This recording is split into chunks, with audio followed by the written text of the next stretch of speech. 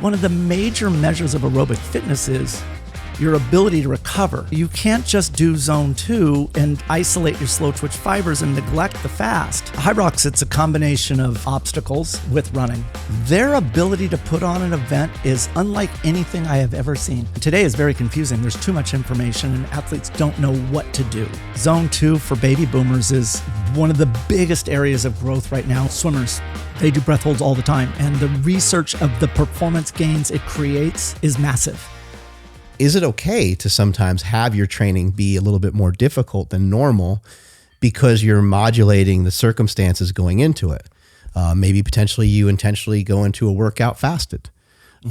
Maybe intentionally you go into a workout slightly fatigued, because we know that that can have benefit. And so sometimes maybe you go into workouts without food or without carbohydrate. But Stan Efferding put it really well on this show before, and he said, you know, you can take the stairs to get to the top of the Empire State Building, but it's easier just to take the elevator. And so I guess the question sometimes when you talk about carbs and keto and stuff like that, I guess the thing would be like, why?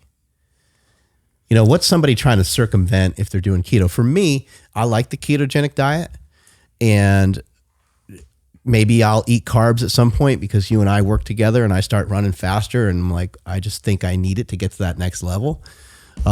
But I just recreationally enjoy the diet, and I like what I'm doing now. And so I don't feel that I need the carbohydrates. And do you feel better? I feel great. Right. So that's at the end of the day, I think that's really what it is. And it's also not inhibiting your ability to hit your goals.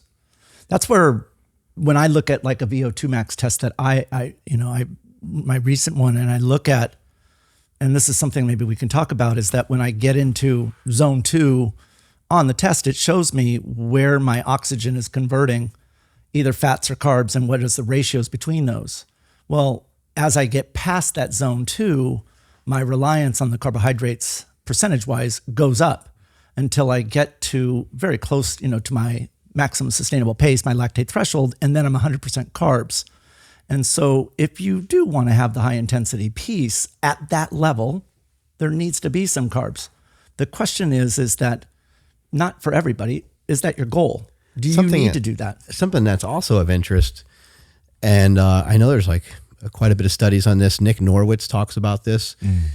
Your blood sugar, or the blood sugar of people that follow a low carbohydrate / ketogenic diet, is very similar during exercise than those that are ingesting carbohydrates. So it just is like, starts to get into some mind-boggling things. You're like, man, how is this happening? People talk about gluconeogenesis, which is your body breaking down the amino acids into blood sugar, because the body absolutely 100%, it's not even debatable, the body does need glucose. Whether the body needs dietary carbohydrates is when we start to we're not really sure, but just in general, we've seen athlete after athlete perform amazing with carbohydrates. So why wouldn't most athletes, NFL football players, basketball players, track athletes, and so on, why wouldn't they have some carbs? That's an interesting thing to really reflect on. If you do what everybody else does, then you're probably going to advance just like anybody else does. But if you're maybe on the downward slide of your career, you're looking for some advantage, it's what we were talking about earlier. Maybe it's time to look at something a little bit differently, and maybe like we were talking about with Michael Phelps, maybe it's faster to touch the wall with the hand coming out of the water versus underneath the water. Yeah, it's interesting when you get into the weeds of that. So last time you were here, you were showing us the old man test. Oh boy, yeah. And that popped up. And boy, you're famous. I'll tell you that. That ended up running wild. And then people were utilizing your voice and they were trying it like on Instagram, TikTok and stuff like that. It's pretty cool. Yeah, that's always interesting to me what resonates with people. But, Kelly Starrett called me after he saw this, and he ends up putting it in his book. And he said, matter of fact, I think he went on the Today Show and showed this. And for older people to have the balance, the mobility to be able to do this proved to be a worthy test. And I just literally did it as a spoof to my kids to prove that I'm still in the game.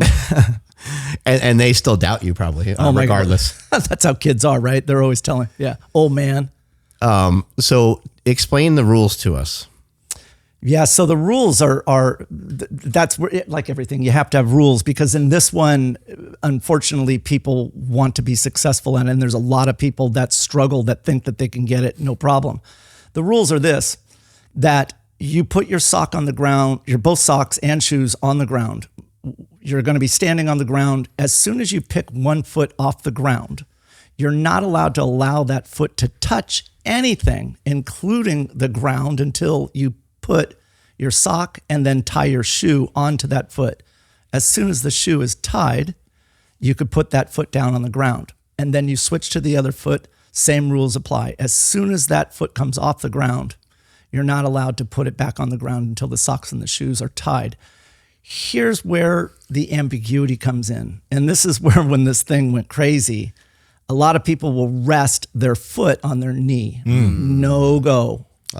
Because that is lacking the mobility. And you see a lot of people that will take it and they'll just put that knee, and that's how they'll do, is like almost like a pistol squat, and be able to figure it out. So you have to have some flexibility, some mobility, but also balance and stability. And, as we age, that's one of the big four that go away.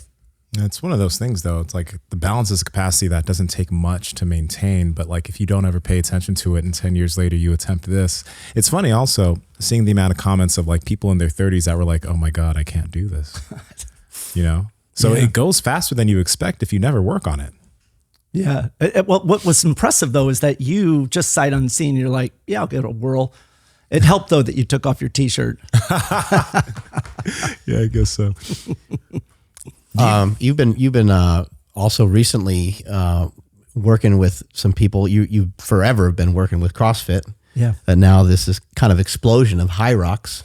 Can you tell us a little bit about Hyrox? I mean, maybe just first off, like what it is. I think people are confused on what it is. They see people like row and then they see people run and they're not sure what the heck it is. So Hyrox, it's a combination of let's call them obstacles with running. And essentially you start out with a 1,000-meter run, and you go into an obstacle, and you do that 8 different times. So the obstacles that you encounter, you will do a skier, you will do rowing, there's walking lunges with a sandbag, there's farmer's carry, there's sleds, pushes and pulls, there's burpee broad jumps.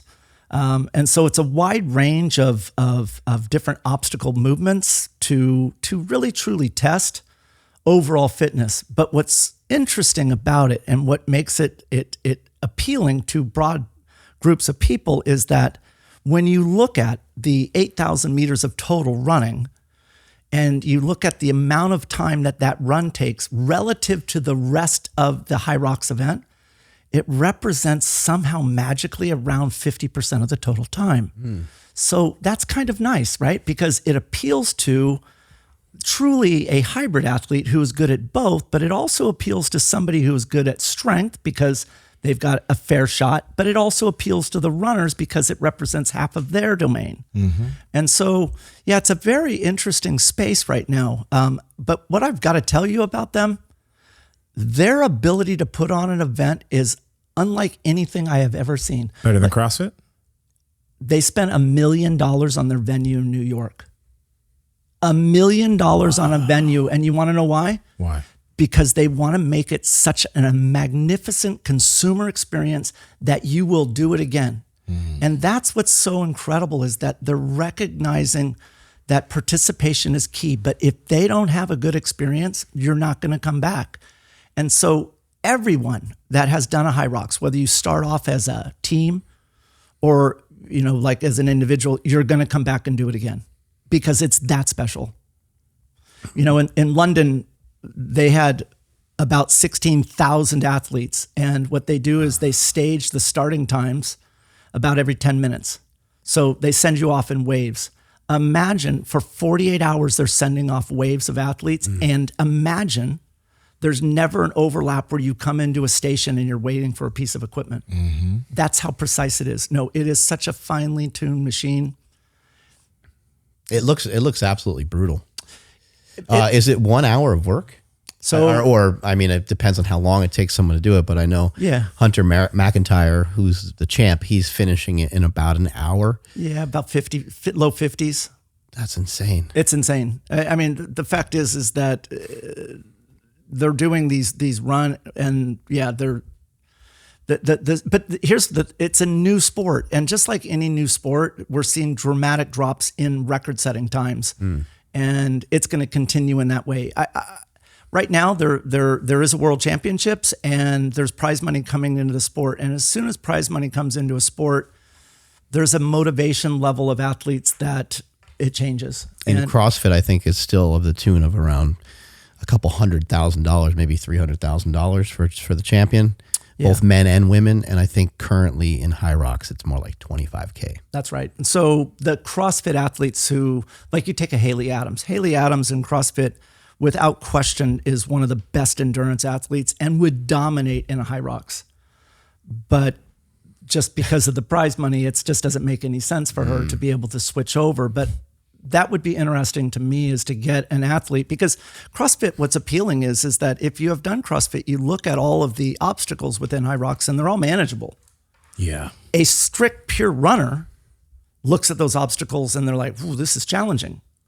And so that's what's appealing, is that imagine you are like Haley could run a mile in 5:20. I mean, she's a good runner. Well, imagine she looks at the obstacles and it's like, that's easy. Like that will be the rest. And so it will be, to me, what will happen in the evolution of the sport is will the runners who are dominating it right now keep their edge when someone who has a more hybrid-based balance comes into the sport? I know some couples that do it, and also just some people that train at local gyms, and they get together and they do it as a team. So then you're splitting up some of the work. So it's now like, okay, yeah, I'm doing burpee broad jumps and these suck, but I'm not doing as many of them. Right. And that's where like the tactical side and the strategy comes in. To me, what's interesting is that I think that for the first time, like CrossFit gyms have a sport that is going to bring new members into their gym. And it's very appealing to me, because imagine, like, let's say that you, for example, want to do a Hyrox and you're a runner.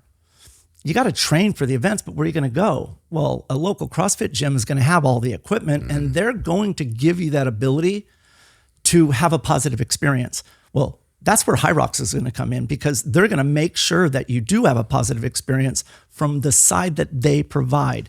Here's where the value comes in, I think, for a CrossFit gym is you're going to go into that gym because you want to do Hyrox and you're a runner. So how long are you going to be in that gym to prep? Let's just say 3 months. You're going to have such a good experience because Hyrox will deliver that you're going to stay in that gym for another 6 months until you do at least your second event. That's not happened in the sport of CrossFit. And for the first time, we're seeing this huge infusion. That's why a lot of these CrossFit gyms are becoming affiliated with Hyrox HQ. So that's not there's no type of issue with a CrossFit gym. No, it's a positive. It's a huge positive. I mean, imagine for the first time, you're not having to go out and pull people in that they're dropping in like they were back in 08 and 09. And that's what's so terrific about it, is that it would be different if Hyrox wasn't delivering, but they were losing money because of the amount that they were spending on these venues, just for the sole purpose that the consumer would have this type of an experience. So I love that. Hyrox at the moment doesn't seem to have a business model to want to open gyms. No, not at all. No. What Hyrox So that means that, because people are trying to say that CrossFit is dead. And I'm like, I don't think CrossFit's dead. And I don't think CrossFit's going to die. It's too accomplished. It's made too many amazing athletes. It's what it's done for fitness. I've never seen anything like it in my own journey of fitness. I've never seen anything change people the way that CrossFit has. Same. Yep. And so I'm like, I don't think CrossFit's popularity might go up and down. It might swing around, but with the help of Hyrox, it sounds like Hyrox is going to be something that's going to help it, not demolish it. Absolutely. And it may shape the way that some of the gyms program, where it's more of like a sweat type of a class and not heavy barbell work, because the fact is that the loads that are in Hyrox are relatively low in comparison to most of the heavy lifts in the CrossFit space. And so it may shape some of the direction within the space, but I agree with you.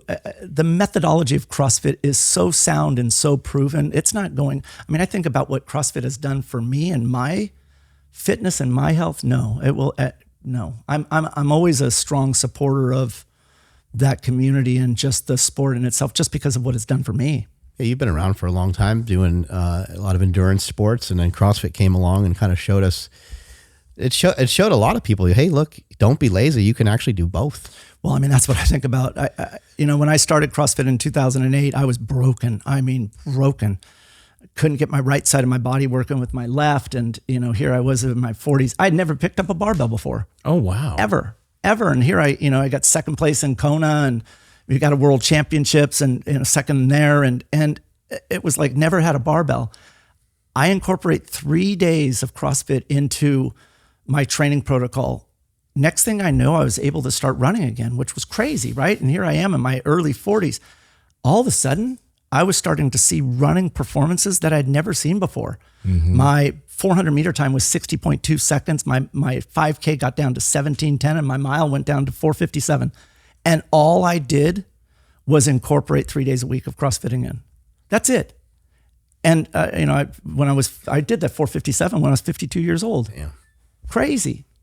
And that's where it's like that methodology is never going anywhere, ever. I think that it could be shaped and manipulated. And I think that's what Hyrox can do is show these gyms like, you know what, let's reevaluate and look at our programming so that we can accommodate this huge population of people that is new. I have a quick question on the aspect of runners, triathletes, et cetera. With the amount of those types of athletes that you work with, is it commonplace for them to actually start resistance training nowadays? Is it more common? Yeah, now it finally is. I mean, this is something I think about all the time. I don't know if you think about this, but do you think back on your career and the things you now know? And do you ever reflect and say, like, I could have been better? Oh yeah, a ton. I think I've said before, bodybuilding really changed a lot for me because I did bodybuilding and I was like, oh wow. With my powerlifting, for as much as I thought I was in, I might have only been in like 60 or 70%, which is because there's so much further you can go. Because bodybuilding, for me at least, it felt like if I wasn't on point every single day and if I wasn't ahead every single day, that it just was not going to work out well for me on the stage. So I mean, that's what I think about. And so, like, to answer your question, I know without question I would have been better. There wasn't access to the information, the resources. There was just, it's not what it is today. I mean, today is very confusing. There's too much information and athletes don't know what to do, what's correct and not. But that is a haunting thing where you could have been better if you incorporated. And I just didn't know. I didn't know about things like rucking and stuff like that, at that time. And that would have been perfect for powerlifting. Just to go on a stroll on the weekend, throw on a 40, 50 pound vest. Right. That would have been huge. And that would have been so difficult for me. So I would have had to start with like a 10 or 20 pound vest that's lugging around my own body weight, but that would have been very effective. Yeah. I mean, that's where I look back on, like, as a coach, like, I mean, working with a variety of different athletes and, so someone gave me one of the highest compliments I've ever had. And this was a medical doctor out of the Cleveland Clinic, and we were doing lectures in Italy, and he was doing cardiorespiratory evaluations, and I was kind of talking about something similar in my lecture group, and he came over and attended, and he listened to the things that I was saying, and was very complimentary, and he asked me, he says, "Where'd you get your PhD?" And I said, "No, I don't. This isn't." And he said, "Well, wait, just so I'm clear, all the things that you have learned and all the things that you teach, all of the things that you share with your athletes, the only reason why you did it is to never have them look back on their career and say, I could have been better?" Well, that's right. That's why. Because that's the one thing as an athlete that you realize your day's going to end. And did you do the things possible, or were you misled? And so, yeah, it's a tricky thing where as a coach, that's the obligation that I have. And it's because I think about that every day. There was a really good video I saw the other day of Dan Campbell, his name is. He's the Detroit Lions head coach. And he's in practice and he's talking and he gets really emotional. He gets choked up and he's like, you guys don't understand. He's like, we're doing all this extra stuff. And he pauses for a second because he's trying to, control his emotions. He's like, I think about you guys every day. I think about you all the time, and I want everyone to be better. So like, this is not a punishment. This isn't me being mad at you.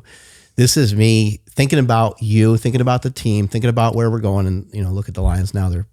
They might, finally win a Super Bowl or something like that this year. But it was just really cool. So it seems like that's kind of your mentality. I mean, I that's what I feel is very special in coaches when I talk to someone who is so involved and aware of the detail, and you want to squeeze out that fractional gain. And I think that's one of the reasons why that I've had a lot of success within the CrossFit space. I mean, I put a lot of people not on the podium, not necessarily on a lot on the podium, but in the top spot, champions. And it's because of that approach that I have towards that individual. It's not that I'm doing just gross mass programming and everybody's getting the same thing of vanilla. This is highly personalized, athlete-centered programming that I heavily research that individual and what cranks out opportunity. And it's because of my athletic background. And so when I work with somebody, that's what's always sitting in the back of my mind. And I made a comment like with Jeff Adler, who he didn't compete in the games this year, but he won Rogue and he won the games the year before. And we're 3+ years in. And I made a comment once. I said, sometimes his workouts take me 3 hours to write. And it's because of the level of detail in those. Well, I'll give you an example. So like a Garmin. When you do something and when we worked out today, you take off in that interval, your heart rate is going to increase because your demand for oxygen is going to go up. So that rate of increase, right, that percent grade, that incline is something that could be measured. You can measure that slope. Okay, so people do that. They look at the rate in which you actually are increasing heart rate. But one of the major measures of aerobic fitness is your ability to recover. How fast can your heart rate drop when you start your rest? The steeper that slope is, the better your recovery, the better your aerobic system, right? Which is important for every single athlete out there. Is imagine if you're an MMA fighter and you get 1 minute of rest, and imagine your heart rate drops 20 beats lower. Oh yeah.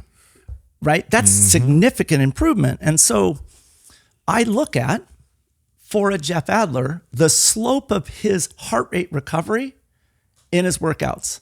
And that's all manually done. I look at where it was in every interval. And then the question is how deep into the workout that he's able to do it. So the starting heart rate, the ending heart rate, that length of time, and then also the depth in which it goes into the actual workout itself. You guys are using a heart rate strap, like on the right, like around the chest. That's the way to have it most accurate. Yeah, because you need it to be accurate. How accurate or inaccurate are the watches? Like, the watches do anything, or should we not pay attention to them when it comes to heart rate? I would dismiss it. Okay. I just because of the. I know everybody wants to use them; they're excited, but I kind of agree. It's just every time when I see it, it's just not accurate. It's not consistent, and and the consistency for me, it matters because that granular accuracy. I rely on that. For many people, it does. It provides tremendous. It's like, oh, that's interesting, but how many people that have a watch do they actually look at and dissect what that watch says after a workout? What do they do with the information? That's where I look at it, and it's like, that's where the opportunity sits, because it's hard to know what's going on inside the body. That's why weightlifting, to me, it's much easier, right? Because you can see, how do I know what your cardiorespiratory system, how do I know your V02 max, your aerobic efficiency, the way in which your oxygen converts fats or carbs, and what's the percentages of that? It's hard, like even just simple thing like zone 2. How do you know your zone 2 following a formula is actually real? You have no idea. I mean, there's 12 different formulas just to estimate your maximum heart rate. Are any of them right? And that's where it's like the accuracy, because again, if you're going to train, in my opinion, what is the most efficient and effective way to create the adaptation? And anybody that I would work with, I'm going to give you the juice. I'm going to give you the core so that you're not wasting your time. Because I think I can turn you into a world champion in the 200. We don't have a lot of time. We don't have a lot of time. Father time is ticking. Yeah, but you're about to hit your peak. I'm telling you, second peak is coming. I'd like to pursue it. I'd like to continue to work on 200s and 400s and just see where it leads me, especially over the next couple months. I think I'm still in a phase of and you could correct me if you don't agree with this, but I made a post the other day saying I'm still in my 3 sets of 10 phase. I'm in my 3 sets of 10, kicking the tires at the gym and just let me try this shoulder press, let me try this chest press, let me try these different movements in the gym. That would be if someone was brand new to lifting. Yeah. And so for me, I kind of feel like I'm in that phase, especially when it comes to sprints. Let me just kind of kick all this around for a little bit. Let me give it a couple of months to get adjusted. And then maybe I'll start to really, tie a bow on more sophisticated program. Well, this is one of the things I love speaking to you because we're saying the same thing. Weightlifting and running. I mean, it's the same thing. If we just look at the movement, think about the neuromuscular coordination involved in doing a 1-rep lift, the way in which the brain is recruiting muscle fibers and sequencing those fibers. I mean, how long does that take to truly be able to lock in efficiencies? I don't even know, but I can tell you that the same thing occurs when you are trying to sprint. Today, you were phenomenal, but you also lack coordination. And that was very clear when you saw yourself run, because what you were doing at that speed was creating a neurological type of adaptation requirement. It was showing me where there was opportunity. Was there coordination? Was there efficiency?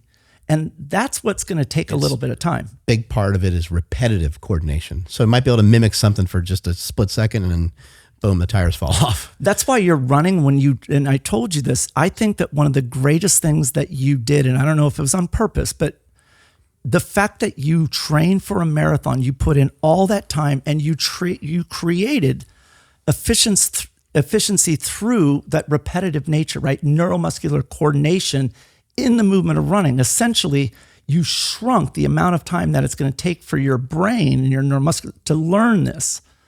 The problem is that as you get into faster and faster speeds, it becomes more and more challenging. But you essentially laid outstanding foundation for it.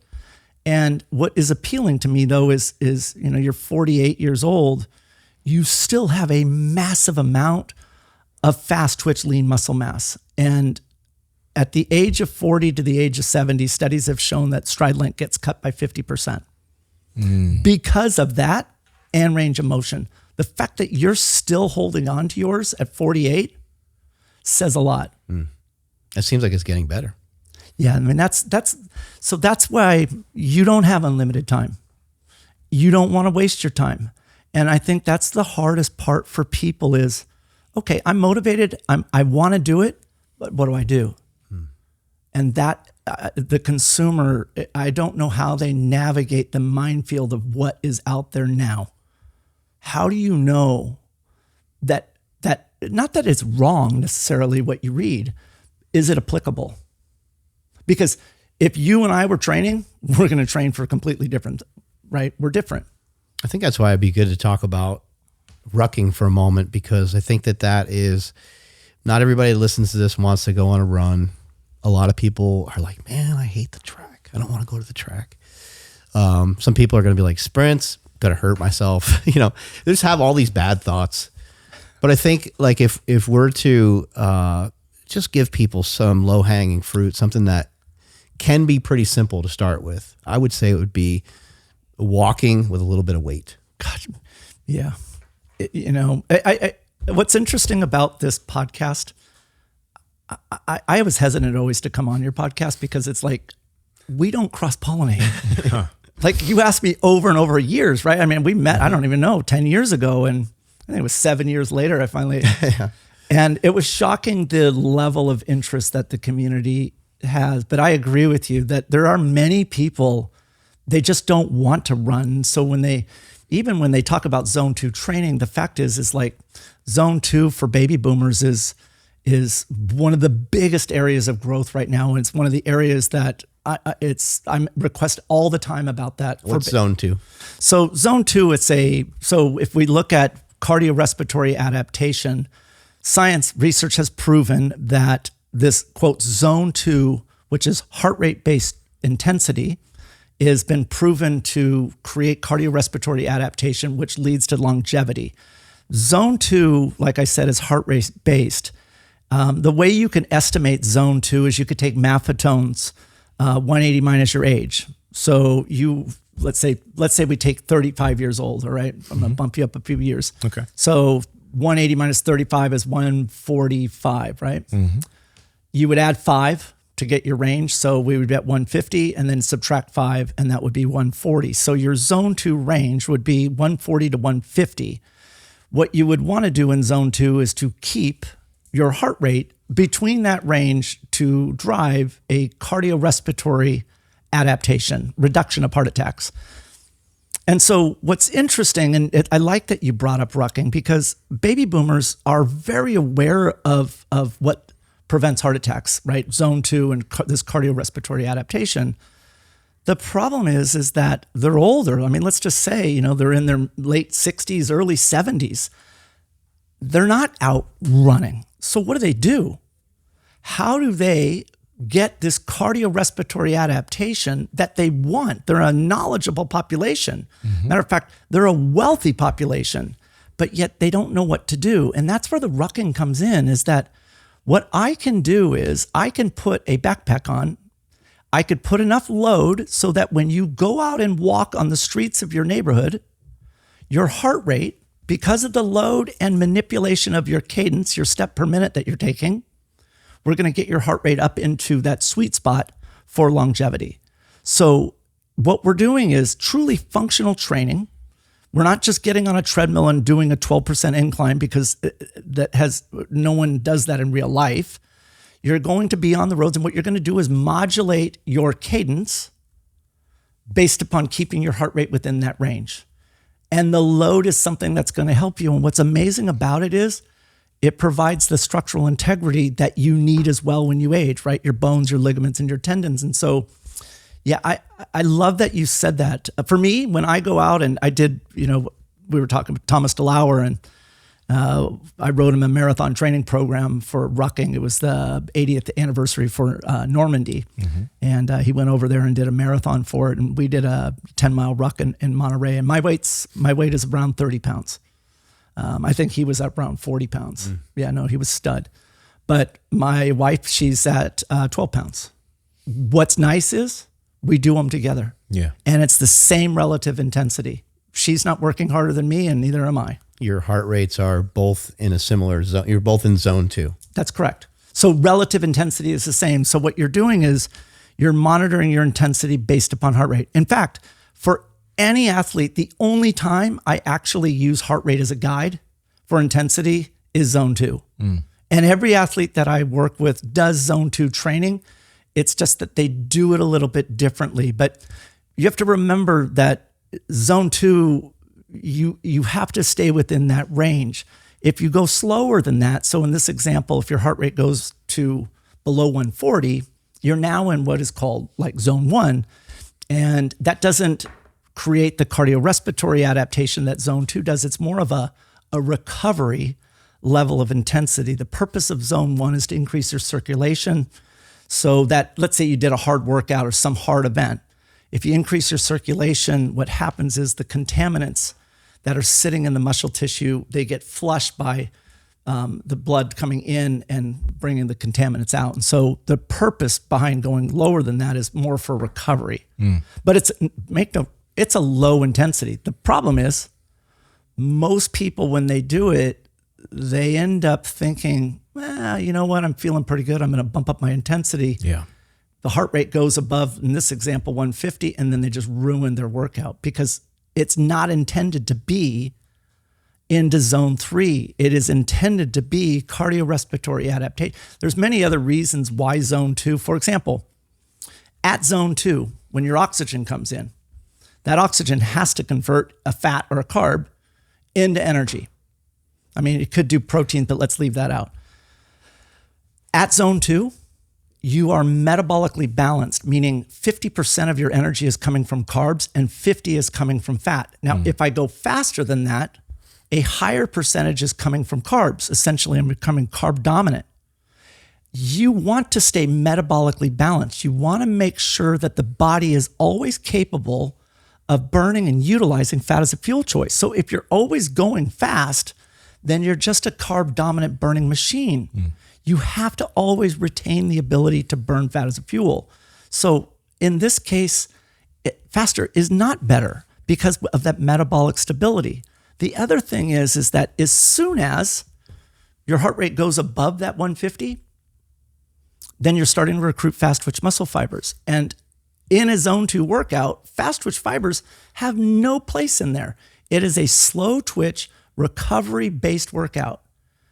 But that's where a lot of athletes, it's like they're brainwashed into thinking faster is better when in fact it's not, because you have to know the purpose. And that's why, like every workout that I write, here's the purpose of it. So if I'm not there, you can execute it. Yeah. Zone 3, just real quick, it's a little bit like hitting the panic button. Like it's not like zone 3 is bad. It's just that your body has a cascade of results from the zone 3 that puts you at a higher training intensity, which might not be desired on a day when you're going to select something like rucking, and you're trying to stay within zone 2. Here's the issue. Is that let's say that you're going to do your 20-minute zone 2. You haven't done it before, and I'm going to give you an initial prescription. Yeah. So we're going to do it in rucking because of what you're wanting, structural integrity, and you don't want to run. You just want to ruck. So what we're going to do is we're going to put enough load on. And what I'm going to do is I'm going to put you on a treadmill, and I'm going to hit a start button, and you're just going to keep up with that treadmill. What will happen is because you've never done it before, all right? You're on that treadmill, and right when you start, the brain is responsible for the recruitment of your motor units, right? So it's looking at your intensity, and it's matching that intensity with giving you just enough fiber to actually maintain that speed. And because the speed is low, it's not going to give you your fast twitch fibers. It's going to save those. So it's going to give you the bare minimum of slow twitch fibers, just enough to match that intensity. Well, those are now doing the work. All your other fibers, they're actually doing nothing. They're recovering. So you're continuing on this treadmill and you're working your way through your 20 minutes. Your heart rate's starting to climb, and now it's in that sweet spot. What's going to happen is these fibers will eventually fatigue, and the brain, when they fail, shuts them off, and now they're resting. Simultaneously, seamless to you, it brings in new slow twitch fibers so that you just continue moving. You don't even know what happened. These fatigue and fail, and the brain shuts them off, and it brings in new ones. These are now doing the work. They fail, and you make your way all the way around to your original recruited fibers. These fibers eventually will fatigue and fail, and let's just say you still have 5 minutes to go in your 20 minutes. What's going to happen is these fibers have now failed, and because you don't have the stamina, you have never done this kind of work before, these original fibers that you use to do this workout are going to sit there and say, you know what? I can't go back in the game. I still need more rest. You've never asked me to go back in. I can't do it. So what happens is that the average person has a ratio of 50% fast twitch and 50 slow. So half of your capacity is like, man, I want to go in. Let me go. All of a sudden, the brain has no choice. You end up recruiting fast twitch muscle fibers. And what happens by doing that, they need more oxygen, breathing rate goes up, heart rate goes up, and you see your heart rate start to spike. As soon as your heart rate hits that upper limit of zone 2, it should send a signal to every athlete. I am recruiting fast twitch fibers in a slow twitch workout, and that is not allowed. So the problem is that this is where athletes get confused, because I'm interested in performance, right? I want to know how fast are you in that 20 minutes. Yeah, longevity is important, but performance is, it's almost like if you did your marathon and it's like, what was your average heart rate? Who cares? Right? How fast were you? What was your speed? What was your finishing time? And so performance is, how fast are you when you're on this tread? That's what I'm interested in. The problem is that when athletes, they encounter this situation where they think faster is better and the heart rate spikes, they're now using more carbs. They're no longer in that cardiorespiratory key adaptation of zone 2, and they're recruiting these fast fibers. And what's happening? Think about it. Imagine these slow twitch fibers are saying, I can't go back in. And you're saying, no problem. I'll just recruit fast twitch fibers and finish. How on earth are you ever going to build muscular stamina? Remember, marathon runners recycle those slow twitch over and over and over and over again. Yeah. Until when? Till they absolutely must have them in the finish or a steep hill.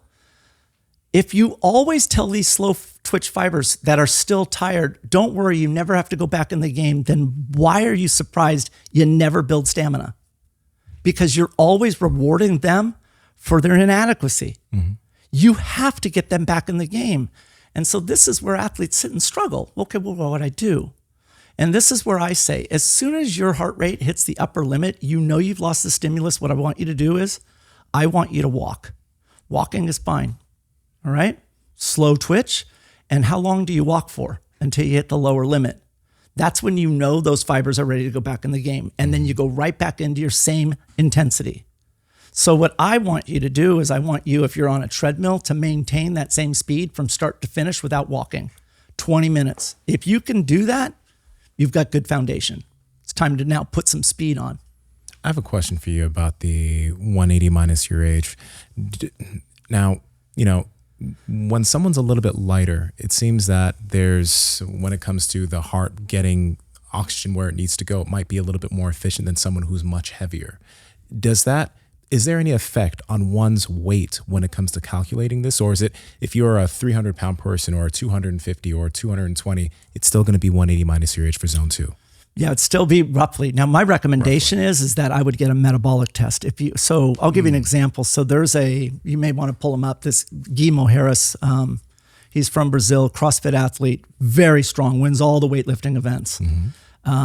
Fastest sprinter in the sport. But anything that goes over 10 minutes, he struggles because he's a fast twitch dominant athlete. The reason why I could talk about this is because he did this metabolic, a V02 Max test in public.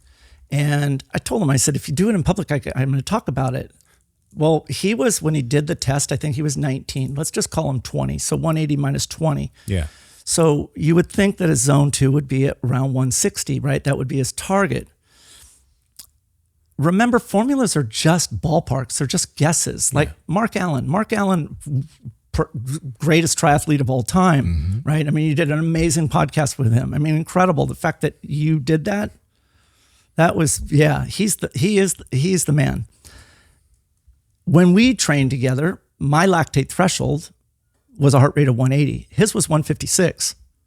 So he was rough, and he was 2 years older than me. So imagine the difference.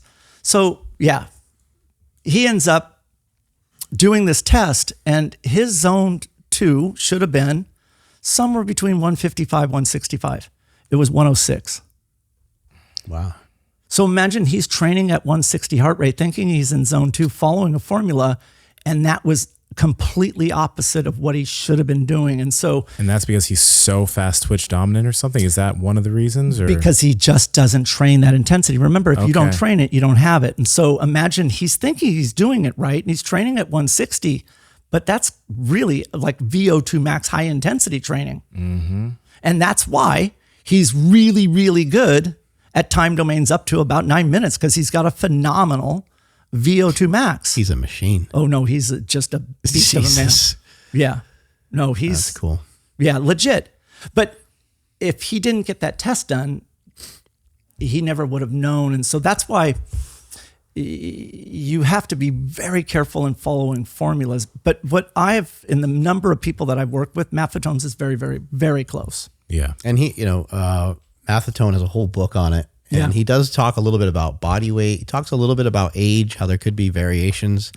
But a lot of the weight is to do with your VO2 max. And so VO2 max is your it's the oxygen uptake. So your aerobic capacity, your ability to bring in this oxygen and use that oxygen in the muscles that are moving. In the movement of running, where you're supporting your body weight, when they do your actual assessment, they're dividing your score by your kilograms of body weight. So it's your milliliters of oxygen per kilogram of body weight per minute. So if you're lighter, your score goes up, which means that your performances in running should also improve. Weight matters. Matter of fact, there's a bunch of different studies on marathon runners and where they intentionally dehydrate themselves because the dehydration risk is less of a risk than the benefit of dropping water weight in the marathon. The weight matters. So like, I think it's 1 pound of body fat aids you at minimum of 1 second per mile. So the weight matters.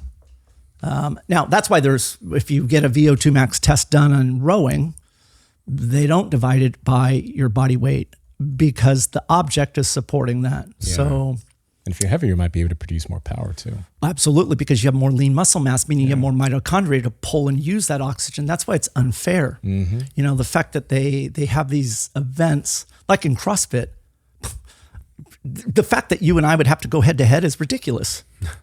Right? Yeah. And that's why the weight class matters. And that's why they've done it. They have 2 weight classes in rowing because there is a dramatic difference. You're trying to get healthier and you're probably eating chicken for every meal or the same beef cuts for every meal.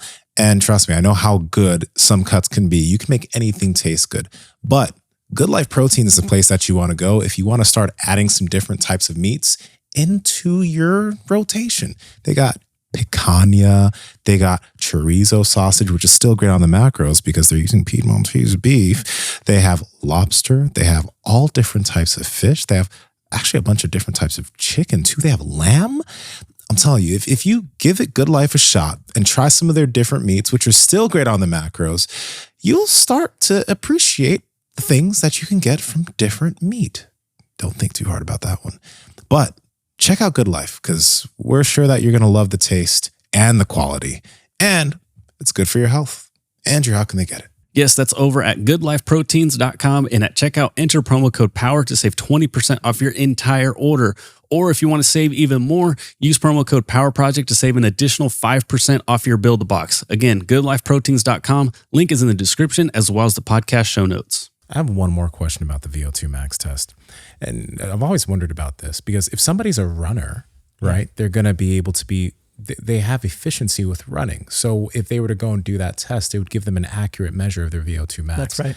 But imagine if a runner went to go try to fight, they're going to run out of energy very quickly. That's right. Now, if a fighter goes to try to do a VO2 max test and they never run, right, I wonder how accurate will that be on their actual VO2 if you're dealing with athletes that don't have running as their training? How can you really know?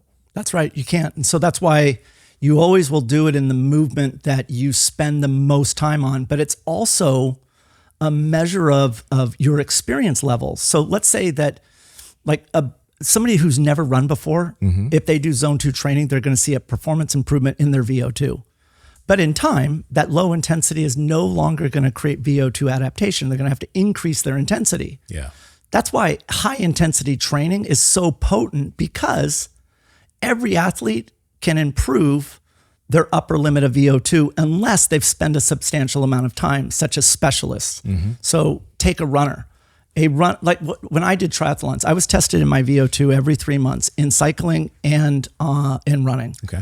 And the reason why is because I was already at my genetic limit. And what I was concerned about is if it fell, every intensity that sits below my VO2 will fall. What you want to do is high intensity training to keep your VO2 at your genetic limit so that your sustainable pace can rise forever. So what you do is you build your foundation with your zone 2, and the bigger that foundation is, this longer tower, the peak that you could create. So think of this as Everest as base camp, and think of this peak at 29,000 feet as your VO2. High intensity does this, low intensity does this. So after you have done your zone 2, I would prescribe this because what sits in between these two is your maximum sustainable pace. There's your performance. Gotcha. But what if you stop doing high intensity training? Then it goes away and it falls. And what sits below it? Zone 2. Everything collapses. Everything. And that's why I always tell people, it's like, be careful on getting fit, because once you establish this, which occurs fast, right? 10 to 12 weeks, you could get 90% of the way there. Okay. But that means that you could lose it fast. The reason why, like, marathon runners are 34, 35 years old when they hit their prime, because that zone 2, that these cellular level adaptations that are in the muscle, they take a lifetime. And so anything that takes a long amount of time takes a long amount of time to lose it. So that's why this is easy. You get hurt, I'm going to bump you right back into that zone 2 right away, because you still got it. Yeah. That's why you still have it. But it's the ceiling that goes away quick. That's why when you start, you got to keep it up.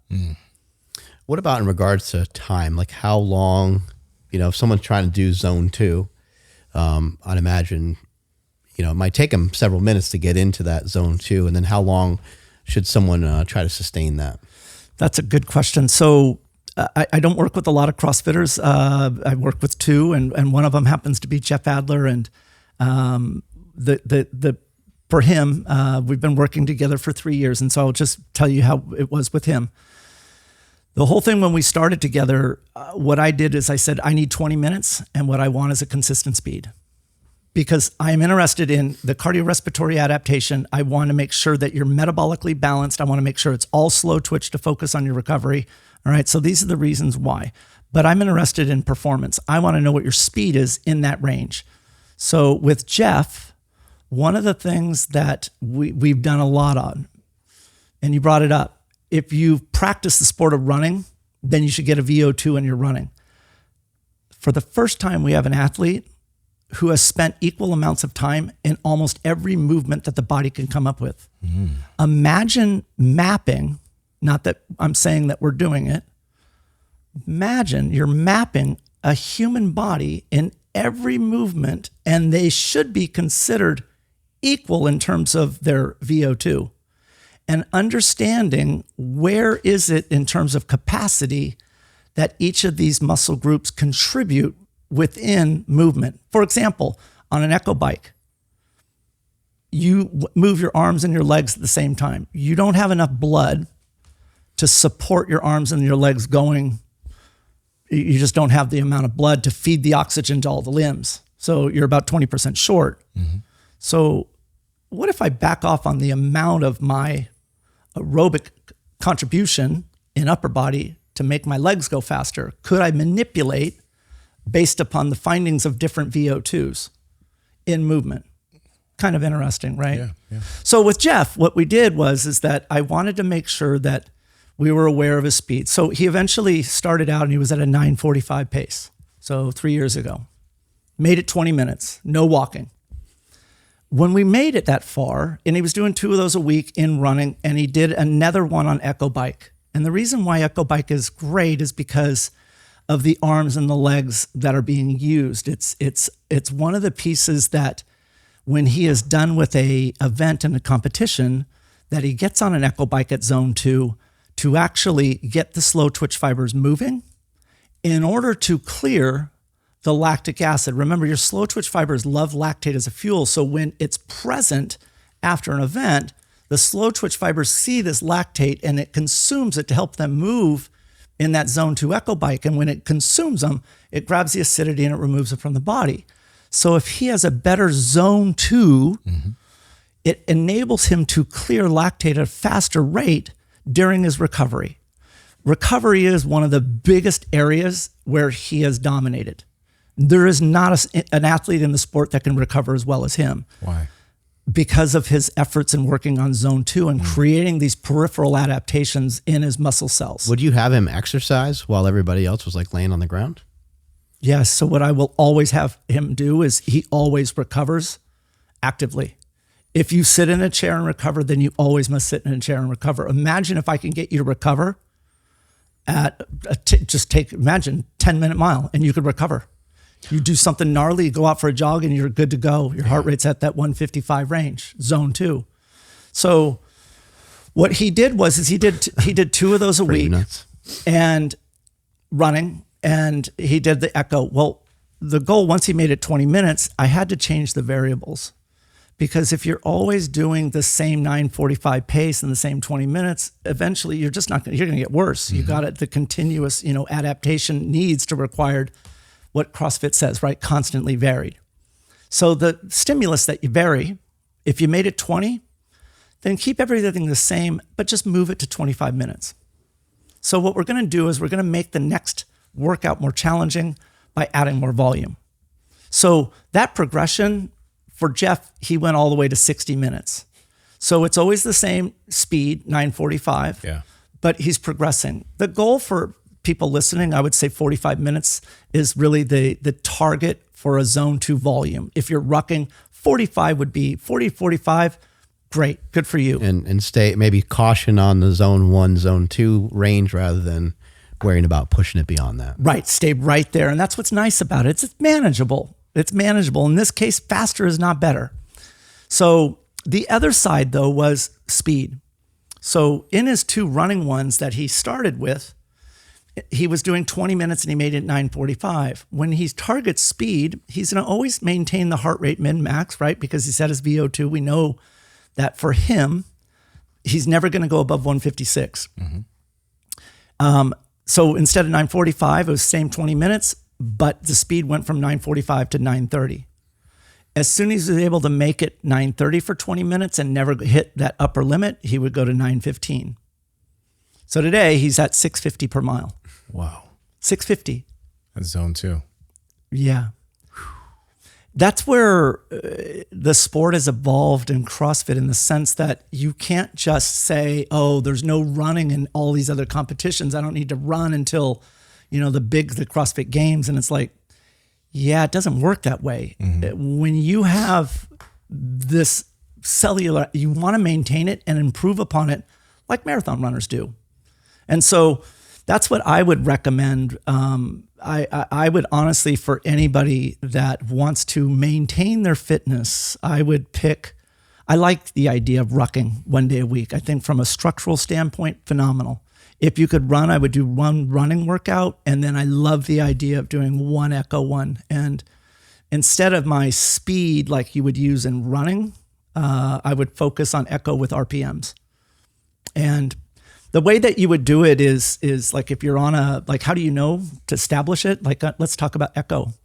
If you wanted to do it, what I would say is, when you start out on an echo bike and you're just starting, you're doing 20 minutes. It's going to take you maybe 5 minutes to get your heart rate within that range. I'm still going to count it for you. Okay.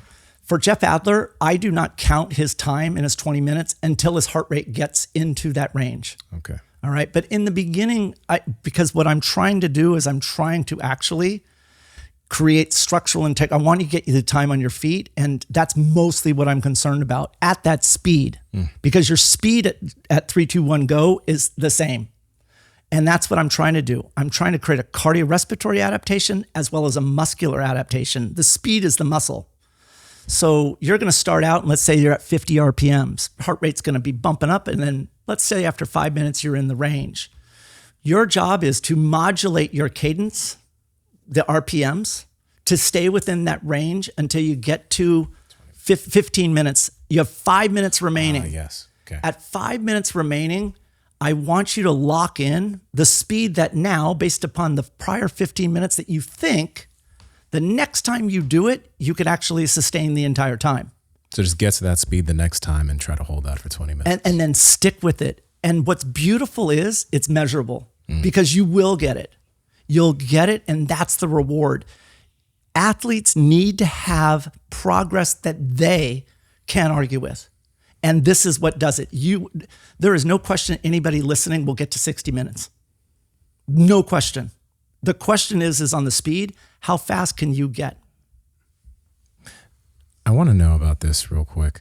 When it comes to rucking, there's a lot of, there's a lot of packs out there. What are the ones that you prefer the most that you suggest people try out?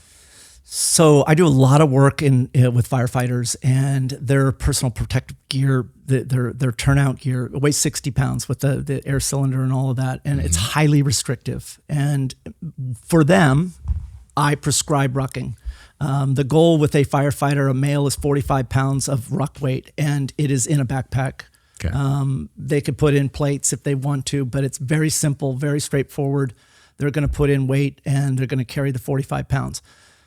That is nowhere remotely as similar as it is wearing their turnout gear. 60 pounds, studies have shown that it's 1.5 times.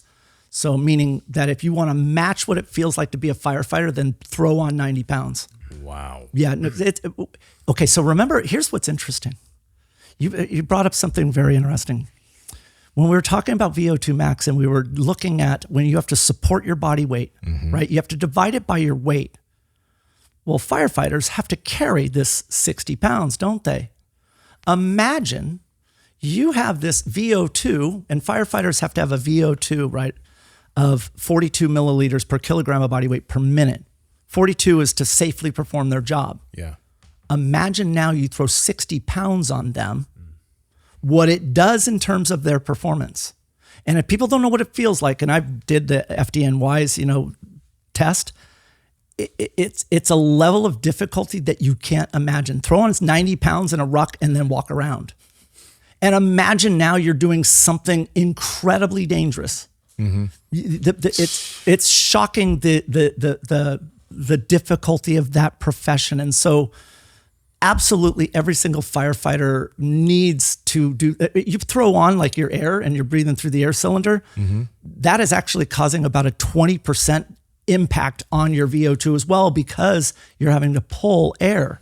And so yet all the things that are combined within firefighting are matter of fact, my daughter, who got her master's down in San Diego in psychology, she wanted to be a firefighter. And I came back from FDNY. I'm like, there's no way. There is no way on earth. And she's gnarly. There's no way. So yeah, you want to be thinking about the load. The key though is remember the purpose. What are we training it for? And so what I'm interested in is recognizing, like, take firefighters. I want you to walk. I want you to get comfortable carrying a load in a gait, a walking pattern that is similar to what you do on the job. It's the same thing with baby boomers. What we want is we want to make sure that they actually are able to maintain what they would normally experience, because it has to have purpose behind it. Like, I've done work with the Royal Marines, and they're by far the most gnarly rucking athletes in the world, by far. And they're the appeal for me, we've talked about this. I like working with people that I can learn something. And I was in this is a true story. So I was in Quantico in last April, and they have a beautiful track in Quantico. And the Royal Marines were playing a rugby tournament against the U.S. Marines. And it was what an aggressive sport. I mean, the Royal Marines, it was so rough. But sitting up in the bleachers was a guy wearing civilian clothes and older, my age. And I was sitting there just hanging out, watching, and I was down by the field, and I turn up and I look, and I ask the guy I'm with, and I go, what's the guy? How come no one's sitting next to that guy? He's all, that's the Royal Marine, he's the commanding general. I'm like, I'm going up and talking to him. Well, because I have read so much on the Royal Marines, and everything that they publish is all about how what they're doing is building their endurance. Well, I get that part. What I want to understand, and the Royal Marines have this rule, like you got it, like it's a 1-to-1 ruck weight to body weight in kilos. So if you're carrying their comms, it's 90 kilo ruck. You got a 90 pound person has to be able to carry a 90 kilo ruck. Sheesh. Yeah. How do you build the strength to be able to do that is what I wanted to know. Yeah. Right? Yeah. Because building the endurance, I got that part, but how do you build the structural integrity to do that? Mm-hmm. For how long? That's the beauty of the Royal Marines. What their numbers are just, they're so gnarly, and their precision when they actually move, like they could look at the percent grade and calculate their stride length changes and their cadence changes to know how to hit a mark. Yeah, it is. They're on a level of greatness. I am so beyond impressed. So I've learned a lot, like with working with, various military units, and like restrictions, like your boots are highly restrictive. Like the dorsiflexion in the foot. And so when you toe off, you will see them flare their foot in order to get hip extension. But there's get themselves some Vivos. These guys are just, anyway. Yeah, truly, really incredible. And so in terms of these packs that I would recommend, honestly, I would start out, and that's what's beautiful about rucking. You can just get a backpack, and starting out with 10 pounds, like you and I've talked about this, 10% of body weight is something that is a safe number, but in reality, you may not have the structural integrity even to do that. For firefighters, I tell them women 35, men 45. And there's not much sense in going beyond that, in my opinion, just because of the risk. It's interesting as a practice to try to overload yourself on like a walk or a run. I don't really know. I mean, obviously those guys have done it.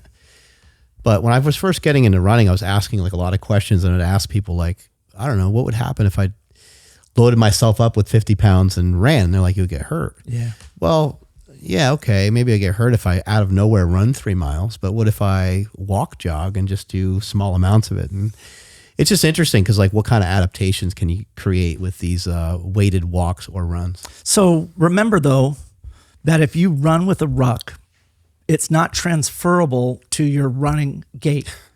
And so you have to be thinking about your stride length. And so one of the things that I do in rucking is I don't prescribe speed. I don't want to get them caught up in speed. And so what I do is I do it based upon cadence.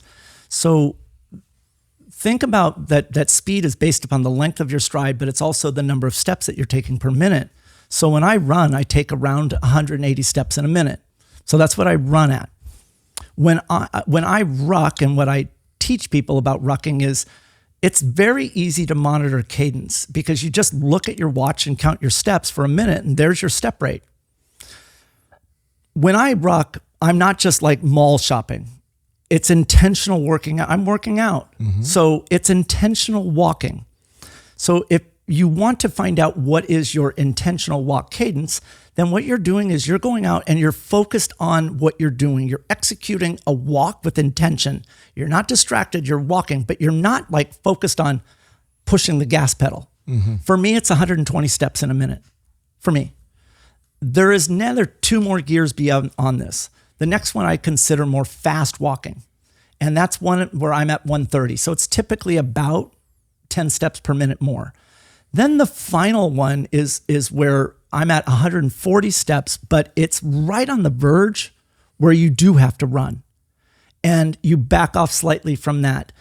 Those are not sustainable for very long. So what I end up doing is I'll write workouts that manipulate the speeds based upon that. So an example would be you're going to do 8 rounds. And what I want is 2 minutes and 30 seconds at intentional walk. And then what I want is 30 seconds at fast walk. And I want you to repeat that.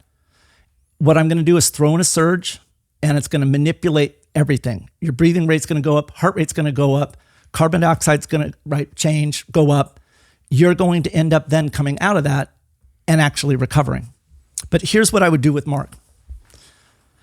When I give Mark that workout, it is going to be easy for him to do the surge because he's such a fast twitch dominant athlete. It's easy. Your fast twitch fibers fire right away. So mine don't. But I'm a slow twitch dominant athlete. I've had biopsy in my arms, my legs. I'm about 85% slow. It's very difficult for me to recruit fast twitch fibers. Very, because I have such a small percentage and they're just not trained to jump in the game. So you and I, even though we're doing the same workout, I would say for you, you need to focus on your weakness, which is coming out of the surge, because you can't turn yours off. And if you don't turn yours off, you're going to get smoked. So what you're thinking about in the workout, even though it's the same, I have to treat you differently because of your physiology. So you're going to do the same thing, 2.5 minutes of just intentional, 30 seconds of fast, but I want you to focus on the recovery portion. I'm going to focus on the intensity portion, the ramp, And so that's where I would personalize it a little bit more for us. But the 3 speeds are really important to establish those, and anybody can do that. Now, the key is, here's the key. If you want to go fast in rucking, and I've worked with top level speed walkers, is the gait that you take. Most people, when they ruck, their stride length, which is measured from when your foot hits the ground to when you toe off, about 50% of the length is in front of the body when your foot hits, and 50% is in the back behind you at toe off. Race walkers have 1/3 in the front and 2/3 in the back. The way that they do that is by keeping their heel on the ground as it passes through their center of mass, and they keep that heel on the ground, focusing on keeping the heel down and getting full extension. And then when the last moment, they'll let the heel up and push off of the big toe. What they're doing is increasing roughly 10 centimeters, 15 centimeters of length off of the back by intentionally focusing on keeping the heel down and then pushing off of the big toe. And when you do that, that's how you'll get that final 10 steps that I mentioned where it pushes me up to 140. The problem is it's so physically exhausting at load for me that I can't do it for long.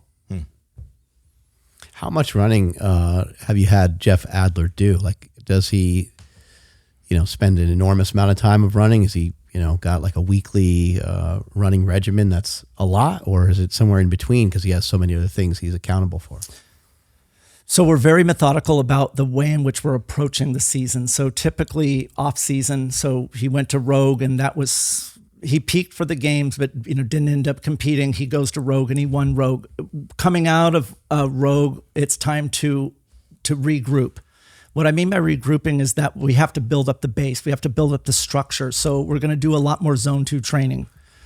We have to do that so that his structure is safe, so that when the intensity of the season comes in, he could take the pounding. And that's how you can stay injury free, is by having a bigger foundation. So we'll spend a lot of time doing zone 2 easy pace.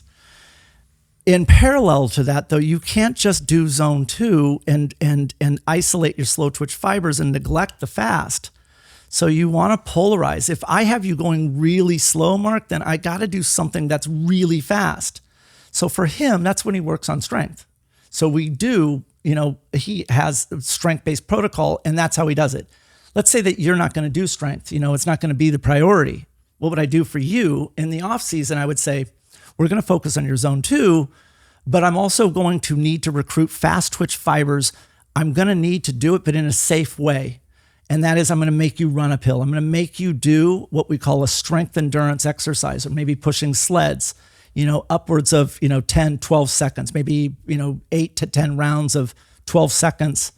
And I may even restrict your amount of recovery so that each one you have more and more lactate in your muscles, and essentially forcing you to quit to build your tolerance to that lactate. But maybe sometimes I give you full recovery.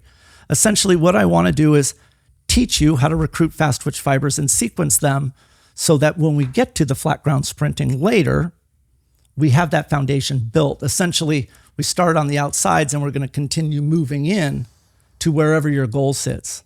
So for you doing 200s, you will always do these strength endurance types of pieces because it sits so close to the 200. You're going to migrate away from these longer, slower ones because it's not specific to what we're trying to achieve. So for Jeff, he ends up focusing on exactly what I said. He polarizes it by doing a lot of zone 2, but we're also not leaving behind areas that already we've adapted. So we touch on them to maintain them. So it's not the focal point, it's the maintenance point. And so the workouts that he has are highly personalized. Every single thing that he does has a target. Every single thing. Everything is controlled. I don't have, when I write workouts for anybody, there's no emotion in it for me. It's just numbers to me. And these are the things that you should be able to do unless there's something else going on. And then there's a time to reevaluate. But you should be able to do this. And he is aware that all of his workouts, They're driving towards a particular goal. There's an objective behind this. And so for example, like right now, he's doing a test tomorrow, 5 minutes on the bike erg, and he's going to try and pull 500 watts for 5 minutes. Wow. Okay. And so we're building towards those, and we're in off season, but we have to maintain if we're going to, when we get back to it, build. So essentially what I would do is, if I was taking an example of you, I'd say, look, we got to work on your 5K pace. We get there, and now what we're going to do is we're going to focus on your 400. Well, I'm going to maintain your 5K. I'm going to get your 400. Soon we get to the 400. Now we're optimized. Where do we go? I want 3K. And then I'll do the 1 mile. Well, these are maintenance. And that's how you end up. You're always hitting, because CrossFit doesn't have a known event. And that's what makes Hyrox so easy, is because you have a known event. Yeah. It's really, really easy to program that. But that's why I like looking at new opportunities, because it's hard in the beginning. It's hard to figure out, like, where is the opportunity for maximum success. Is there any like stuff that you like to utilize that potentially helps some of your athletes? Such as, like, I've kind of heard that a sauna can kind of mimic exercise. I've heard of some people before saying they might do their aerobic exercise and then sit in a sauna. I've heard other people kind of say, well, maybe now you're depleting yourself too much, getting too dehydrated and stuff like that. But have you seen anything have any real efficacy that's been a game changer, like red light therapy, cold plunge, oxygen, CO2, altitude, right? Like the list goes on and on. But have you kind of seen anything that you're like, oh, I think I'm going to adopt that, or I'm using that in my current practice? The biggest thing that we've touched on it earlier, that is, so I always look for the highest value, but also the easiest things to implement, and cost or equipment is always a barrier. And that's why I like having a Garmin. I mean, this is an amazing watch, but it's $900. Oh. And so it's like, and then you got to pay $110 for it. So you're in for $1,000. There has to be better options. And so I that's where I have to be careful in prescribing the things that I do for a wider population of, like, firefighters. They don't have access to all of this stuff. Every firehouse in New York has different equipment. So how do you prescribe? And so the number one thing that is the lowest hanging fruit that I come across is, what are you doing during your recovery when you're training? That's by far the most important piece. And it's interesting to me that when we look at the variables when we train, we always have a tendency to look at the number of sets and reps, right? Our volume, right? And then we look at the load, right? The speed, the intensity. We always look at those. But it's like we were talking and seeing about, like, imagine you're doing your 5x5 back squat and you're not aware of your recovery time. Then how can you respect your intensity or your volume? Meaning, if you cut it from 5 minutes down to 1 minute, then it's a whole different workout. And that's where I one of the biggest alarm bells that I see from other coaches is they don't prescribe and control the recovery. They'll throw in you know what I want is, I want a 100-meter easy row for your recovery. It's like, what's easy? Like, I read the training program for LA County Fitness firefighters, and their hard was run for X amount of time, somewhat hard. I don't know. I mean, in all seriousness, it's like, I don't know. If I don't know, I don't even know. So what I look for is are you controlling all your variables? And the rest is one of the areas that's the biggest red flag. If you don't know how much rest you're taking, then you have no idea what your intensity numbers are. You just don't know. I mean, weightlifting is a perfect example. If you go from 5 minutes down to 1 minute, it's like you're either going to change your load or you're going to change your reps. Yeah. And so what I end up doing is I make sure that athletes are very aware of the importance of that. Like in MMA, if you watch a fighter and you want to know if they know what they're doing, watch the recovery. And what I mean is, like, in the 1 minute of rest, do they do the same thing every time, or is it random? The purpose of the rest is to put you in a better position for the next 5 minutes. Yeah. Well, if you're doing something random, how does the brain know what you're doing? You want to establish a protocol so that when you get into that protocol, the brain's like, oh, I know what we're doing. And what we're going to end up doing is creating a better slope in terms of heart rate recovery. The heart rate is going to fall further, giving you a better position going in to the next round. And so what I do is I focus on this heavily because it's the easiest area to improve and no one's looking at it. For example, I see athletes all the time doing deep isometric squats, like recovering. They're in a deep squat and they're recovering down there where they're in an isometric hold. But I'm confused by that. Okay, if you want to do that, but I don't get it. Is there a better way? And so I've researched putting your hands on top of your head, putting your hands on your waist, hinging at the waist, taking weight off of your upper body, and which ones are the best. But the truth is that you need to be aware of breath control. And we've talked a lot about this, and your breathing is, I've got so many screenshots of you. It'd almost be gross if you saw them all, but you have phenomenal breathing. And what people need to be aware of, though, is that when they go into that recovery, if they are hyperventilating, what does that mean even?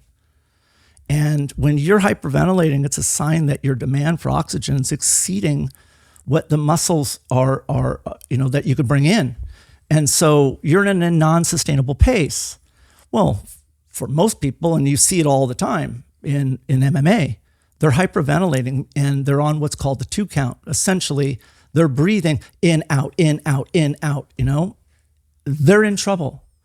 What will happen is they sit down and their manager is sitting there chit-chatting with them while they're hypoxic and they're not even aware of what is being communicated. And then they get blamed for not being listened to, right? You're not listening to me. It's what you need to watch for is, and as an athlete, is every athlete when they're hyperventilating, all of a sudden what will happen is by you exhaling so hard like that, what you're doing is you're actually helping the body self-correct itself, right?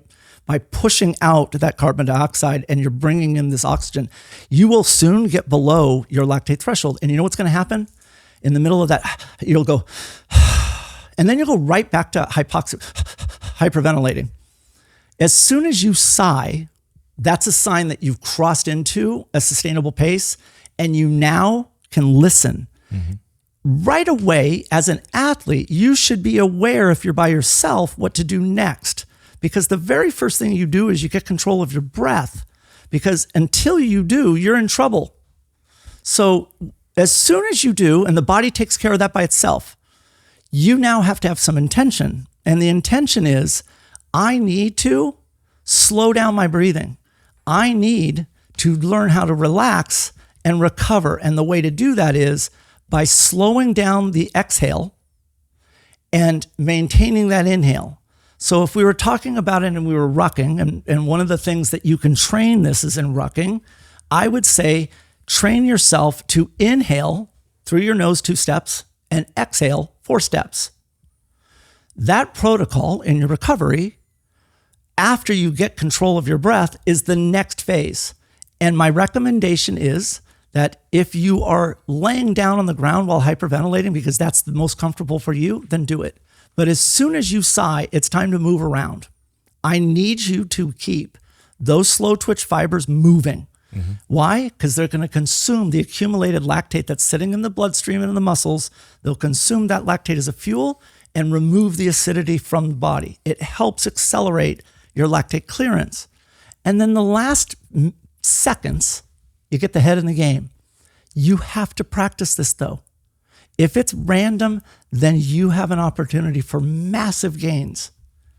And I rarely see that out there. I rarely see it. And that's what's heartbreaking. You come across people and it's like, wow, they're in a deep hold. It's a shame because that athlete will look back and go, why did I?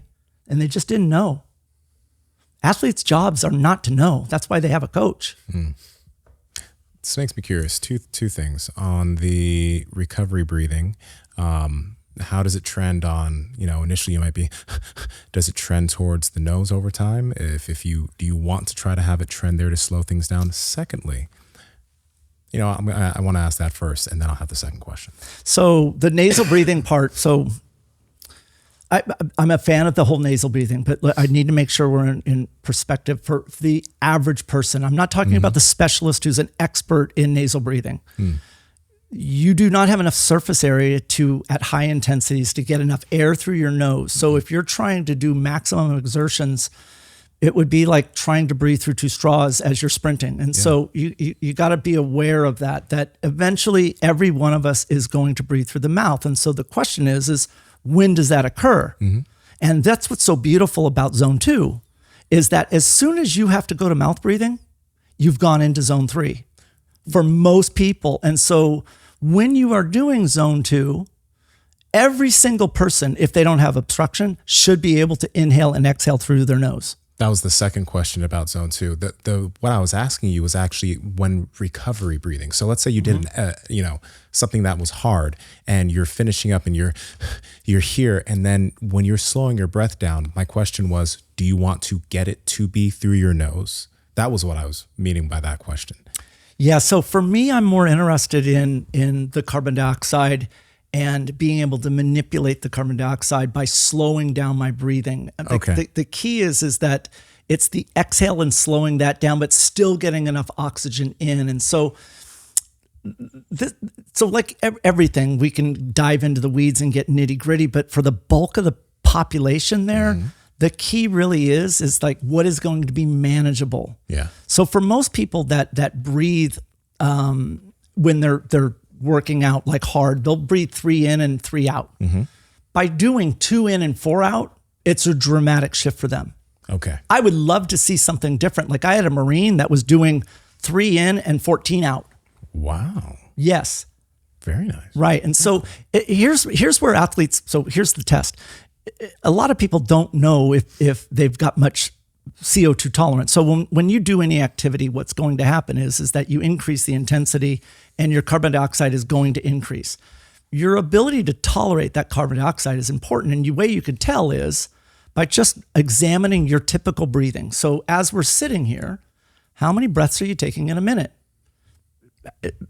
I mean, and how many are you taking? If you're taking 15 breaths, 12 breaths, that's a lot of breaths. That means that you have very little tolerance to it. Another thing is that test that we were talking about earlier today, right? That Bolt test, like being able to just breathe normally, and then at the last breath you exhale, and then you exhale, and then you wait until you actually have to inhale. If you can make it 40 seconds, your tolerance to CO2 is pretty legit. Pretty confident that, I think that we can make it to that level. It's not asking a lot, but you need to be able to have an idea of whether or not this is a limitation on yours. If it is, then there's the opportunity. Everybody should be recognizing that it is up to you to help find where the opportunity sits. And so that's a simple test to know whether or not you have a breathing related issue. Okay. And then, so back to the zone 2 thing you were mentioning that having to breathe through the mouth is a sign that you're getting to zone 3. Is that, so is there anything else people should pay attention to there? Like, are you trying to keep it through your nose in zone 2? Or if you find that you need to breathe through your mouth and your heart rate's still there, that's fine. Yeah. So there's a bunch of different ways that you can like judge yourself and if you're exiting out of zone 2, if you don't have a watch. So that's one of the benefits of this is that it's telling you pace live, and it's also telling you what your heart rate is live. Yeah. But a lot of people don't have that. And so you have to rely on other tools. So nasal breathing is without question, if you don't have obstruction, the easiest thing. As soon as you mouth breathe, then you are out of zone 2. The other one is a talk test. So a lot of people, they get confused by talk test, which is saying that in zone 2, you should be able to continuously communicate. The way that you have to, so it's hard to say what does that mean? Well, what it means is that if you close your eyes and you listen to me speak, I'm continuously communicating right now. But do you actually think that I'm on a treadmill walking or on a bike riding my bike?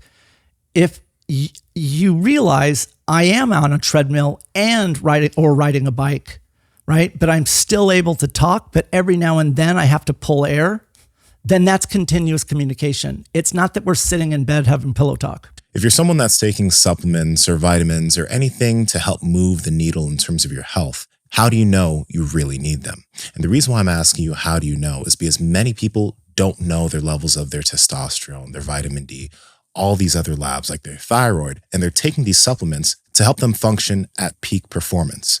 But that's why we've partnered with Merrick Health for such a long time now, because you can get yourself different lab panels like the Power Project panel, which is a comprehensive set of labs to help you figure out what your different levels are. And when you do figure out what your levels are, you'll be able to work with a patient care coordinator that will give you suggestions as far as nutrition optimization, supplementation, or if you're someone who's a candidate and it's necessary, hormonal optimization to help move you in the right direction so you're not playing guesswork with your body. Also, if you've already gotten your lab work done, but you just want to get a checkup, we also have a checkup panel that's made so that you can check up and make sure that everything is moving in the right direction if you've already gotten comprehensive lab work done. This is something super important that I've done for myself. I've had my mom work with Merrick. We've all worked with Merrick just to make sure that we're all moving in the right direction and we're not playing guesswork with our body. Andrew, how can they get it? Yes, that's over at merrickhealth.com/powerproject. And at checkout, enter promo code PowerProject to save 10% off any one of these panels or any lab on the entire website. Links in the description as well as the podcast show notes. So Jeff Adler is doing that at $650. 655. Hey, $655. Oh, 650. Yeah. So that's like, yep, 650 per mile. Now, this is my last question on this breathing stuff. We were talking about longer exhales when trying to recover. Now, when one is trying to potentially increase their pace, is there a breathing cadence that they might want to think about? Because a lot of times when people are increasing pace, their breathing just becomes very erratic with like the cadence of their movement. So that's a great question. Is there something they want to think about there? Yeah. So you have to remember that the brain is responsible for your recruitment of muscle fibers. So the brain, like we talked about earlier, when you're doing your zone 2, it matches up with the amount of fibers you need to match up that intensity. So it's never going to give you fast twitch fibers in a zone 2. You just don't need it. It saves those. So what you have to realize is that when you are doing these wait, I lost my train of thought. Zone 2, increasing cadence. No, what was your question? If when you're increasing your pace, is there like... Oh, yeah. So, beautiful. Thank you. So the brain is responsible for this recruitment. Well, what happens is that the brain, if it's, like we said in recovery, random, then how does it know what's coming? That's where you have to realize that the brain is in charge of it all. And if you confuse the brain, then the brain reverts back to, I have to protect the body. This guy doesn't know what he's doing. And so what it's going to do is it's going to create difficulties that you don't even are aware of. They're not even real. Like, for example, here's a good example. Let's say that we're starting a run and we're up on a bluff and we're going to go down like a shallow grade, 4 or 5% grade. Well, we just started and we're going down this hill. Well, imagine what your stride length is and imagine what your cadence is as you're going down this hill. It's going to be long and it's going to be fast. And then after, let's say 4 minutes, we encounter a gully and now we shoot up at a 15% grade.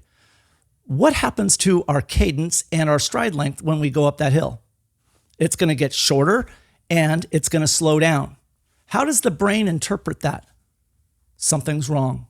We were just long and fast, and now we're short and slow. And now all of a sudden, a level of fatigue that you didn't even realize. The same thing holds true if you guys did, for example, a hot lap around the track. If you ran 400 meters as fast as you possibly can, and you thought, it's a joke. It's one lap. I run marathons. It's a joke. And then you get to around 240 in, and all of a sudden it's like you got blood coming down the eyeballs. You have a mismatch between your perceived amount of pain and actual pain. It's called a hazard score. If you underestimate that pain, the brain sits there and says, something is wrong. This shouldn't be here. You said it was going to be easy. Now all of a sudden, the switch turns down again. So what we have to do is we have to be aware of the brain's role. That's why in the warm-up today, what I did was I had to prepare your brain for what it was about to experience so it wouldn't be surprised. Yeah. And so when we encounter these higher levels of intensity, the very first thing that we have to do is we have to increase our rate of breath. All right. Mm-hmm. Now, unfortunately, as soon as we go beyond lactate threshold, we now have a situation where our aerobic system cannot keep up with the energy demands. So when we cross over is when we begin to hyperventilate because the anaerobic source of energy is kicking in and we now have an accumulation of lactate. What we have to be aware of is the breathing rhythm is still essential. Mm-hmm. Because if it's random, if you are breathing at a random rate, meaning let's say you count your number of steps and let's say you're taking 8 steps per cycle of breath, and then you're taking 5 steps, and then you're taking 7 steps, and then you're taking 4 steps. Mm-hmm. How is the brain not to know that you're going to go into a 1-minute breath hold? Yeah. And so what is it going to do? It's going to hold a high percentage of fibers in reserve just in case. It's the same thing, I think, in weightlifting, right? Like I read a lot about rhabdo, and like elite athletes get rhabdo more than any other ones because the brain has gotten confident to free up a bigger percentage of fibers because they've shown they're responsible, but then they get into a competition where they're not responsible and then they turn inside out. And as weightlifting, where the same thing, that through time, you're freeing up a higher percentage of fibers contributing into the lift. I had a question on, we were talking about breathing, and one of the things I thought was interesting about today, and it's something that I've been utilizing a little bit in my own training. I've been doing like circuits, but sometimes in the circuit training, I might be lifting a little heavier, or I might be doing something a little bit harder. So I'm like, all right, well, let me just sort of breathe whatever way I need to breathe to get this exercise done and the most safe. But when the exercise is over, I try to go back to nasal breathing. And so I'll do, like last week I did box squats and push-ups and some sandbag stuff and some like lat pull downs, and I just kind of did it in succession. And so that's some of the stuff I've been utilizing more recently, but I don't understand why. And Nsima and I have talked about this a lot on the show and talking about a lot of nasal breathing for like a long time. And I think, you're kind of mentioning like where can kind of people pick up and be better. It's like in their rest is where they can be better. And I think that you can do at least at minimum, I think you can do 50%, if not more, like 70% of your lifting can be done with nasal breathing. And what a great space to work on it as your heart's going all over the place from the various exercises you're doing.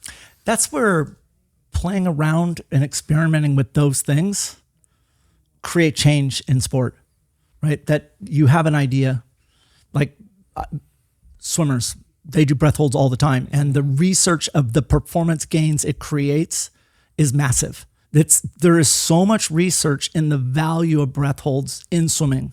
I mean, in terms of their lung capacity and they're just on so many different levels, but it's very rare you see it anywhere else. Why? And maybe there's an opportunity there, right? And so I think about like what you just said, when you're doing something and transitioning into another piece, like you're doing a mixed modality workout, I think about that a lot and switching it because it takes me back to my triathlon days. So I learned early on that it was easier for me when I swam and I would breathe every right side. So every stroke. So it was breath, 1, 2, 3, breath, 1, 2, 3, breath. All right. Well, what did I breathe when I rode my bike? Every 2 RPMs. 2 RPMs is equal to 4 steps when you run.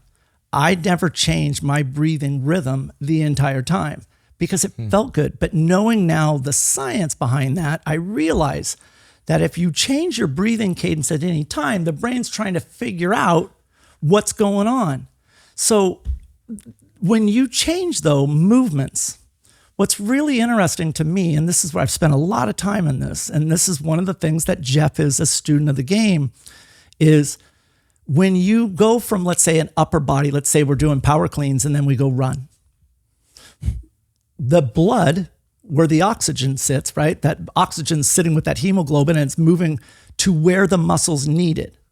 As soon as we finish those cleans and start running, there is a lag for that oxygen to get rerouted. And I learned that also in triathlons, right? Like when you were exiting the water and let's say you had to run to your bike, you would naturally increase your kick to help migrate some of the blood down to the legs so that it didn't have as far to go. So I've learned that it takes around 30 seconds to make that migration occur. So that means that you should be patient in that 30-second time period, because if you don't, you're going to have to work anaerobically, right, without oxygen, which is going to produce lactate. And now you've just created another problem that you're going to have to deal with. And so it's about the patience. Hyrox. This is something really valuable. So imagine your movement is that you're pulling a sled with a rope. You're not that strong. So when you're not that strong, you know what you have to do is you're going to have to brace every time you pull, which means you're going to hold your breath. So your oxygen is getting disrupted. As a result of that, your heart rate is going to spike. You're going to end up having to work anaerobically, which is going to make the fatigue even worse. You finish that, and now you're hyperventilating, right? Maybe even got some buzz flying in your hair, right? You're like, you got the sparkles. How do you execute when you now have to go out for another 1,000-meter run? And this is where athletes, they should be asking themselves, is there a better way than just to freestyle? So earlier we had talked about like cadence. Speed is based upon length and cadence. So think about that. When we run up that hill like we talked about, how could we outsmart the brain so that it doesn't create unnecessary fatigue to protect us? Why don't we shorten our stride length, but maintain our cadence so that we can smooth out that transition so the brain isn't aware that we're thinking that we're in trouble. So the same thing when you're exiting out of an obstacle in Hyrox and you're starting that run, is there something we can do to accelerate the transition into the movement of running? And what you should be thinking about is this. Imagine I run at 180 steps in a minute. Well, if I just freestyle, what I'm saying to myself is this. At some point in time, I'm going to be at 180. Where is that going to be? Is it 1 minute down the road, 2 minutes? Is it 3 minutes? I have no plan. That's how you underperform. You have to have a plan. Well, if you know the blood switches from your pulling of that sled to your running legs in 30 seconds, then you know you should feel good in 30 seconds, right? So what do you do then in that 30 seconds matters. And how do you accelerate that transition to make it better? So think about that. Well, if I have to run after 30 seconds at a step rate of 180, then why don't I kick into that right away? Short steps, and as I recover, my length just gets longer and longer and longer. I'm not trying to just freestyle and let both of them adapt naturally. What I'm doing is what I can do now and know that my goal is to be at length in 30 seconds. And that's how you should train. Practice your transitions so that you're not surprised. And that's why people underperform. Thank you so much for your time today. Where can people find you? You can find me at aerobiccapacity.com. See you next year. Thank you very much. Strength is never weakness. Weakness is never strength. Catch you guys later. Bye.